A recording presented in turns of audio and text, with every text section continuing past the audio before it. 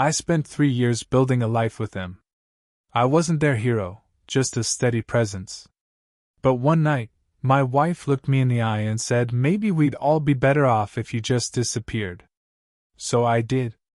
I walked out with one bag and no plan. But when their world started to crumble under the weight of a con artist from their past, they realized that the man they erased was the only one who could save them. This is why I left, and why I'm not sure I can ever truly come back. Why don't you just disappear? My stepdaughter said. Her mother agreed. So I left. I never believed I would become the kind of man who leaves his own home with a single bag and no clear plan, not because he wants to escape responsibility, but because staying has quietly begun to erase him. I always thought walking away was something weak people did, people who couldn't endure discomfort, people who mistook patience for strength and silence for peace. For a long time, I thought I was strong. I am in my late 30s now, and when I look back, I realize the breaking point didn't arrive suddenly. It crept in slowly, disguised as routine, as compromise, as the everyday sacrifices you make when you believe you're building something that will eventually feel like family. I met Elena several years ago, long after I had stopped believing I would ever be part of a ready-made household. She was warm, intelligent, and worn in a way that only people who have lived through disappointment become. She had a teenage daughter, Maya, and she was upfront about it from the beginning, not as a warning, but as a fact of her life, something she carried openly and protectively. I admired that. Dating Elena felt different from anything I had known before. It was quieter, more deliberate, less about passion and more about trust. When she spoke about Maya, it wasn't with resentment or regret, but with fierce loyalty. She had raised her largely on her own after a difficult separation from Maya's biological father, Julian, a man who drifted in and out of their lives with promises that never quite materialized. I didn't step into their world thinking I would replace anyone. I knew better than that. I wasn't there to be a savior or a hero. I just wanted to be present, to be steady, to contribute something reliable in a space that had known instability. At first, Maya kept her distance. She was polite, guarded, observant. She watched how I spoke to her mother, how I reacted when things went wrong, how I handled disagreement. I learned quickly that earning her trust would be a slow process, one measured not in words, but in consistency. So I stayed consistent. I showed up to school events quietly, sitting a few rows back. I helped with homework when asked and stepped away when I wasn't. I learned her routines, her moods, the subtle difference between when she wanted space and when she wanted company but didn't know how to ask for it. Over time, walls lowered. Conversations lengthened. Laughter returned to the house in small, unexpected moments. I never tried to be her father. I just tried to be someone she could rely on. For a while it worked. Years passed like that. We settled into something that felt stable. Not perfect, not effortless, but real. Family photos accumulated. Traditions formed quietly. Late-night talks in the kitchen. Movie nights that stretched past midnight. Small victories celebrated without ceremony. Then something shifted. At first, it was subtle. Maya became withdrawn, easily irritated. Doors closed a little harder than necessary. Conversations ended abruptly when I entered a room. Elena brushed it off as adolescence, stress, growing pains. I wanted to believe her. But my instincts told me something else was happening. The tension built slowly, like pressure behind a wall. I tried to talk to Elena about it, gently, without accusation, but she grew defensive, insisting that I was overanalyzing, that Maya just needed space, that I shouldn't take everything personally. So I stopped pushing. That silence was my mistake. The night everything collapsed didn't start dramatically. There was no argument at first, no raised voices. Just dinner, the three of us sitting at the table, the same one we had shared for years. Maya was on her phone, scrolling, typing, detached. Normally, I would let it go. That night, something in me hesitated, then spoke. Could you put the phone away while we eat? I asked calmly, evenly, trying not to sound authoritative or irritated. She didn't look up. Seconds passed.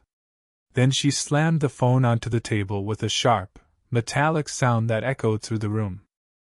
Why are you always watching everything I do? She snapped. Why can't you just leave me alone? I felt my chest tighten, but I kept my voice steady. I'm not watching you. I'm just asking for a little respect. She laughed, short and bitter, a sound that didn't belong to the girl I thought I knew. Respect? She repeated. You're not my real dad. The words hit harder than I expected. Not because they were new, I had heard variations before, but because of how intentionally they were delivered, precise and practiced, aimed to wound. I looked at Elena. She didn't intervene. That silence felt heavier than any insult.